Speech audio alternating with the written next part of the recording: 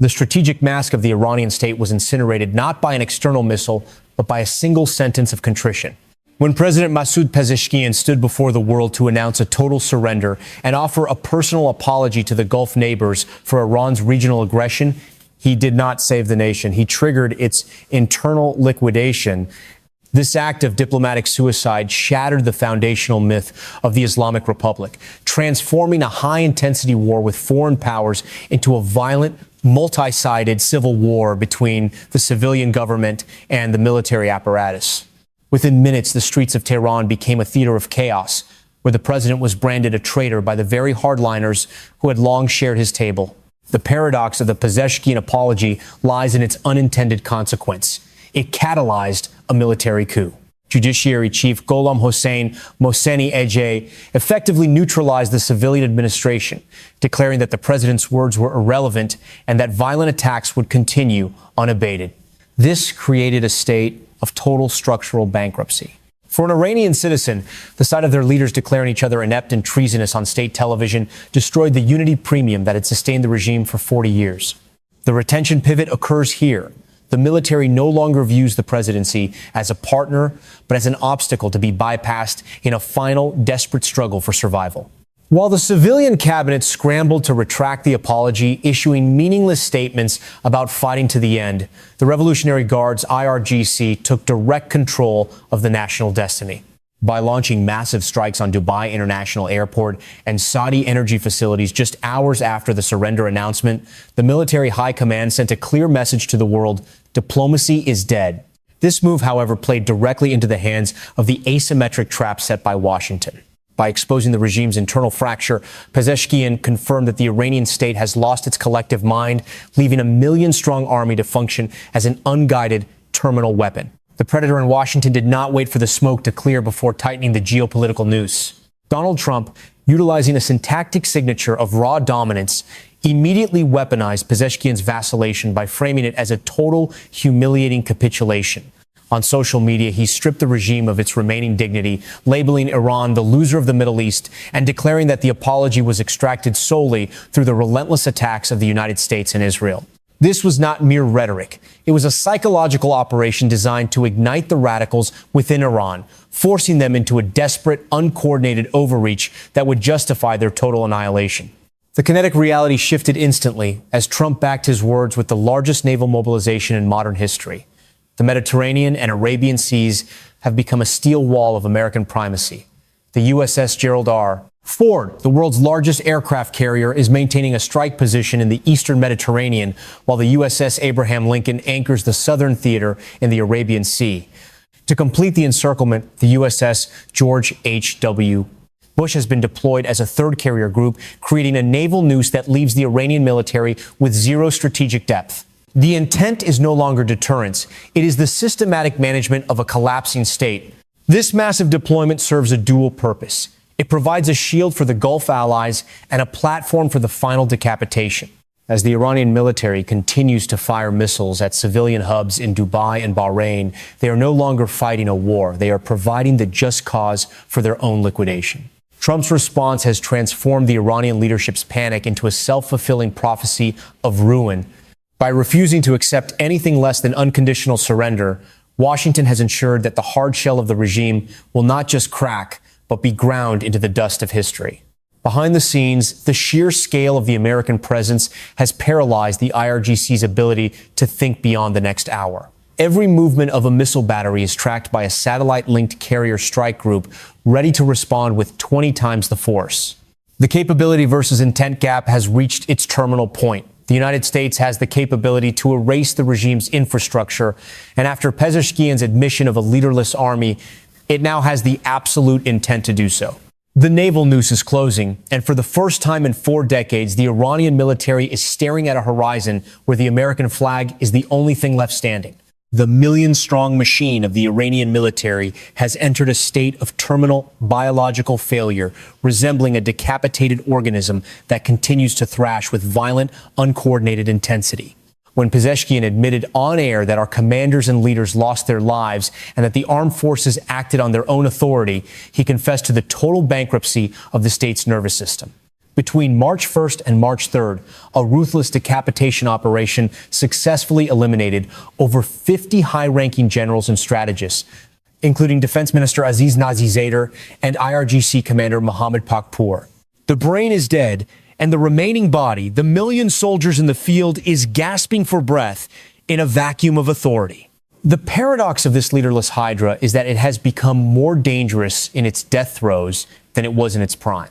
Without a central commander to restrain them, localized IRGC units are launching spasmodic attacks across the region, striking civilian targets like Dubai International Airport and the Shaba oil field.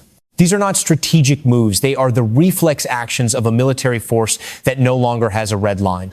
The IRGC has established a parallel state within the state, openly declaring war on its own presidency to fill the power vacuum left by the dead.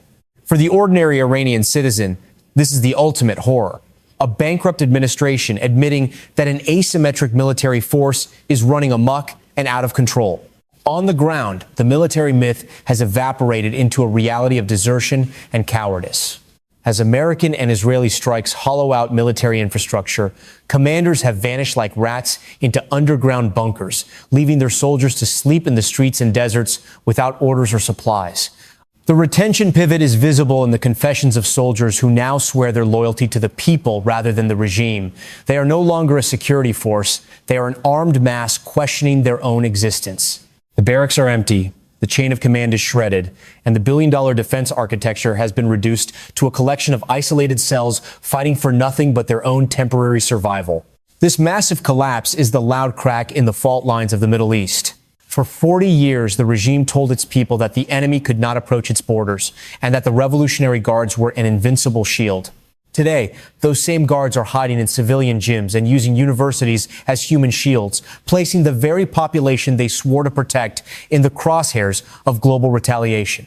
The axis of resistance has been left ownerless and penniless, watching live as the dominant threat to the region is resolved in a matter of days. The brain has been removed, and as the million-strong body unspools, the world is witnessing the most violent succession crisis in modern history. The terminal desperation of a dying regime has manifested in the most inhumane strategic pivot, the transformation of the Iranian civilian population into a vast human shield. As American and Israeli precision strikes incinerated traditional military targets, the remaining Revolutionary Guard, IRGC elements, abandoned their barracks to hide within the sanctuary of the innocent. Intelligence reports and localized footage have confirmed the military's occupation of the Martyr Babai sports complex in Qazvin and various branches of the Islamic Azad University. This is the final admission of the regime's military bankruptcy. The invincible protectors of the revolution have retreated into classrooms and gymnasiums, hoping that the West's reluctance to cause civilian casualties will provide them a temporary reprieve. The paradox of this desperation strategy is that it has accelerated the psychological collapse of the very soldiers tasked with implementing it. When commanders flee to underground bunkers and order their subordinates to station themselves in schools, the moral contract of the military is shredded. We are witnessing the lapse of discipline, where soldiers, left without coherent orders and forced to sleep in the streets, are openly questioning their purpose. The retention pivot is occurring not in the bunkers, but in the minds of the rank and file who realize they are being used as fodder to protect a leadership that has already deserted them. The regime is no longer fighting for a nation. It is fighting for the survival of a gang. The kinetic reality of this strategy is a double-edged attrition.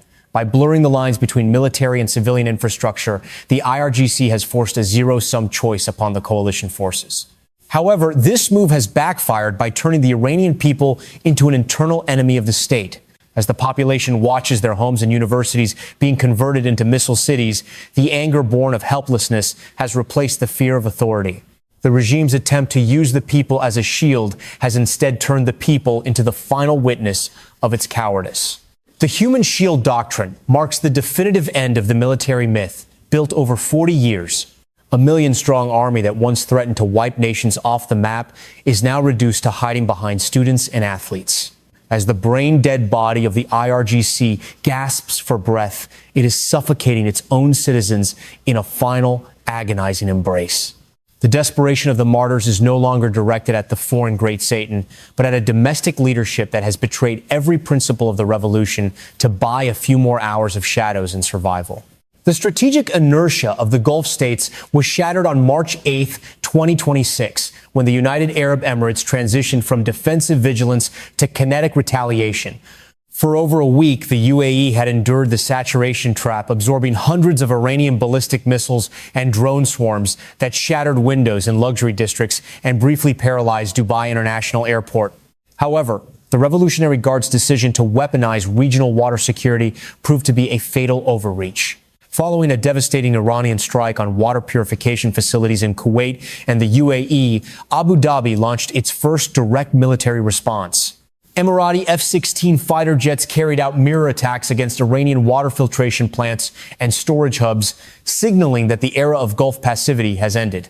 The paradox of this new regional assertiveness is that it occurs precisely as the Iranian military's internal structure is unraveling. While the IRGC High Command continues to issue provocative statements contradicting President Pezeshkian, their operational capacity is being hollowed out by the capability versus intent gap. The UAE strikes were not just retaliatory, they were a calculated test of Iran's degraded air defenses. By successfully hitting infrastructure on Qeshm Island and other coastal nodes, the UAE demonstrated that the invincible Iranian shield has been reduced to a porous remnant. This move has fundamentally reshaped the Middle Eastern security architecture, emboldening other regional actors to consider the option of response as a viable alternative to mere interception. The retention pivot in the Gulf is driven by the realization that U.S. military bases alone are no longer a sufficient deterrent against a decentralized, brain-dead Iranian military.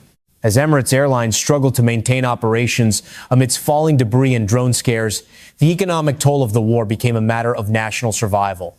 Abu Dhabi's decision to strike back was an act of strategic defiance, intended to prove that the Gulf states will not be the passive victims of a dying regime's death throes.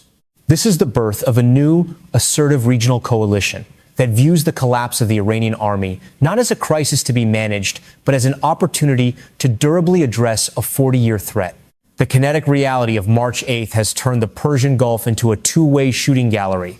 As the IRGC leadership flees to underground bunkers and abandons their soldiers to sleep in the streets, the Gulf states are filling the vacuum with their own air power. The axis of resistance is watching its benefactor dissolve, while a coalition of the willing in the Gulf is stepping forward to claim its own sovereignty.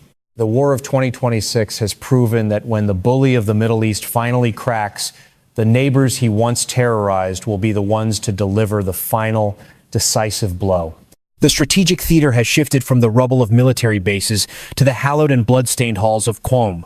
By early March, the succession crisis has moved from a quiet administrative process to a terminal struggle for the soul of the Iranian state.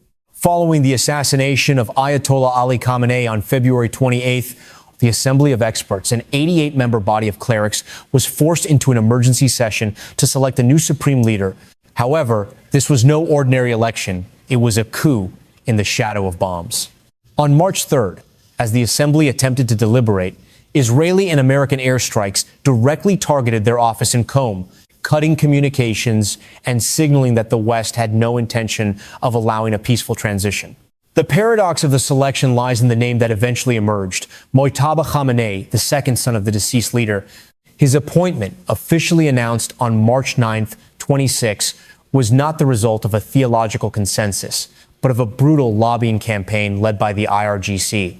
Military commanders reportedly pressured assembly members to bypass traditional religious credentials and formal procedures to install a war leader. The retention pivot is clear. The regime has traded its religious legitimacy for a dynastic, military-backed survival strategy. For the Iranian people, the sight of a hereditary leader being installed by force is the final proof that the Islamic Republic has reverted to the very monarchical system it claimed to destroy in 1979. The kinetic reality of Mojtaba's first days in power has been a return to total defiance. In his first official statement on March 12th, the new supreme leader vowed to keep the Strait of Hormuz closed and to continue targeting U.S. and Israeli assets in the region. This is the Samson option in practice, a leader with no religious mandate and no political base, doubling down on the only currency he has, regional chaos. However, this defiance has been met with a zero-tolerance threat from Tel Aviv. Israeli Defense Minister Israel Katz and Prime Minister Netanyahu have publicly labeled the new leader as a target for elimination, famously stating that they would not issue life insurance policies for any leader of the terrorist organization. Inside the Assembly of Experts, the mood is one of atmospheric terror. Many clerics have privately expressed that they are no longer selecting a leader, but actually choosing the next target. The strategic irony is that the more the regime attempts to stabilize itself through a hardline successor, the more it invites the very decapitation strikes it fears. The capability versus intent gap has reached its ultimate threshold. Mojtaba Khamenei intends to fight to the end, but with the Israeli and American military breathing down his neck in Qom and Tehran, his capability to do so is limited by the very chair he sits in. The succession crisis has not ended the war. It has merely provided the coalition with a fresh set of coordinates for the next phase of the campaign. While the internal fracture in Washington and the Samson option in Tehran dominate the kinetic headlines, the cold eye of global strategy reveals that the ultimate victors of the 2026 conflict may not be the combatants themselves. As of mid-March, a profound global realignment is underway, where the vacuum created by the effective closure of the Strait of Hormuz has been filled by the opportunistic maneuvers of Beijing and Moscow, while the U.S. and Israel spend their military capital to decapitate the Iranian regime. The Dark Fleet Lifeline continues to ferry approximately 1.5 million barrels of crude daily from Iran to China. This is the shadow hegemony in action. A closed-loop economy that bypasses the Western-led maritime order and mocks the naval noose currently strangling the Gulf. The paradox of the American maximum pressure campaign is that it has gifted Russia the peak ceiling of global energy pricing. With Gulf oil transits at a virtual standstill, Russia has emerged as the world's primary safety valve, redirecting its seaborne flows from the Baltic and Black Seas toward a desperate India and China. While the International Energy Agency has authorized a record release of 400 million barrels from strategic reserves, the market remains volatile, with Brent crude anchored near $90 per barrel. Moscow is harvesting a massive financial windfall, using the chaos in the Middle East to narrow its own budget deficit and finance its ongoing campaigns elsewhere, essentially letting Washington pay the military price for Russia's economic recovery. The retention pivot occurs in the diplomatic theater of the United Nations Security Council, where China and Russia have mastered the art of strategic abstention. By refusing to endorse the Bahrain-led resolution condemning Iran, Beijing and Moscow have positioned themselves as the only neutral arbiters capable of mediating between the Gulf monarchies and a headless Iranian state. This is the mediator trap. While the U.S. is viewed as the arsonist, China is presenting itself as the fire brigade.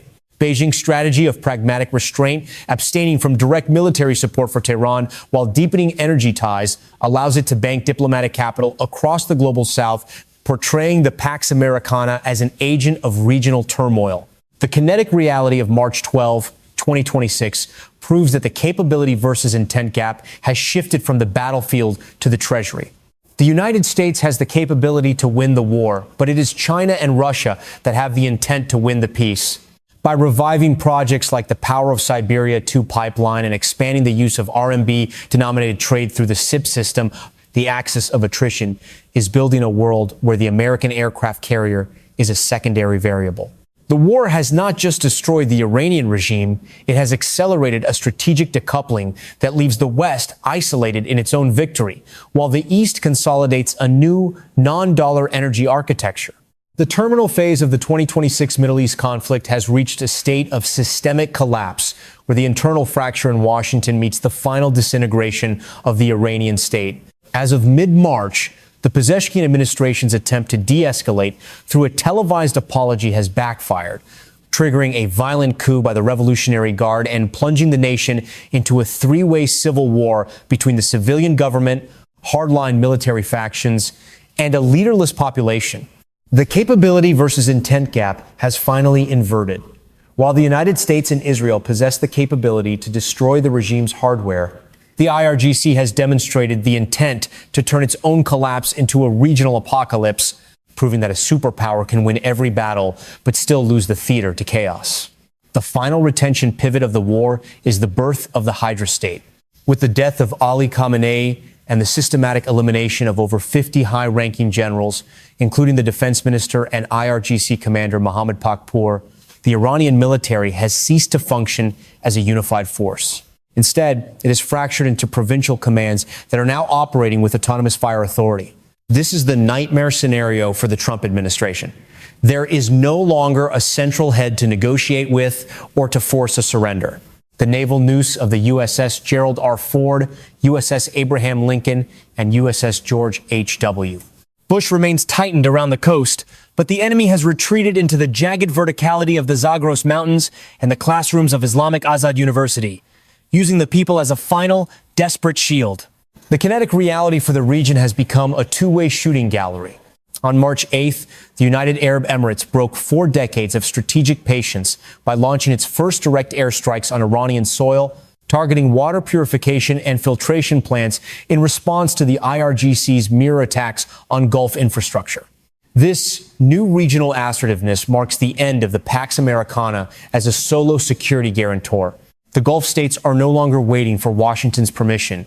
They are engaging in a zero-sum struggle for their own survival, while global oil markets remain in a state of volcanic oscillation, pricing in the permanent risk of a terminal energy collapse. In the final calculation, the war of 2026 will be remembered not for its epic fury, but for its strategic unintended consequences. Donald Trump's demand for unconditional surrender has created a vacuum that neither the U.S. nor its allies are prepared to fill.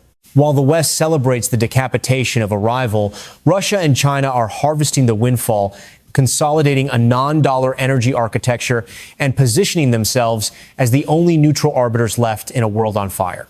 The mission accomplished banners are being obscured by the smoke of a global system in total collapse, proving that you cannot secure a resource by turning its source into a permanent battlefield. The era of the single superpower has ended in the deserts of Iran, leaving the world to navigate a century of mosaic warfare and asymmetric defiance. Ladies and gentlemen, this is where our program comes to a pause.